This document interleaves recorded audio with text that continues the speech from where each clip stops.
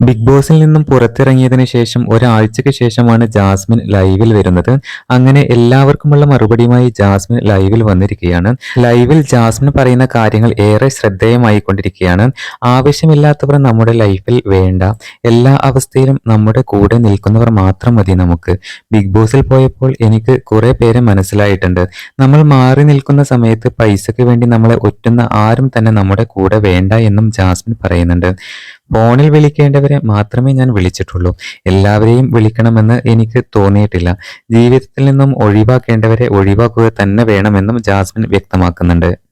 അതുപോലെ തന്നെ ആർക്കും ഇന്റർവ്യൂ കൊടുക്കാൻ എനിക്ക് താല്പര്യമില്ല. ഞാൻ മാക്സിമം അതിൽ നിന്നും ഒഴിഞ്ഞു മാറി നിൽക്കുകയാണ്. 2-3 ചാനലുകൾ ഞാൻ നോക്കി വച്ചിട്ടുണ്ട്. അവർക്ക് ചിലപ്പോൾ ഇന്റർവ്യൂ കൊടുക്കും. ജിൻഡോ കാക്ക എന്നെ വിളിച്ചിരുന്നു. ഞങ്ങൾ സംസാരിച്ചിട്ടുണ്ട്. നാളെ ഒരു പ്രോഗ്രാം ഉണ്ട്.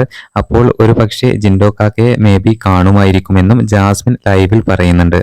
ബിഗ് ബോസ് മലയാളം പ്രേക്ഷകരെല്ലാവരും തന്നെ ജാസ്മിന്റെ ലൈവിനായിട്ട് കാത്തിരിക്കുകയായിരുന്നു.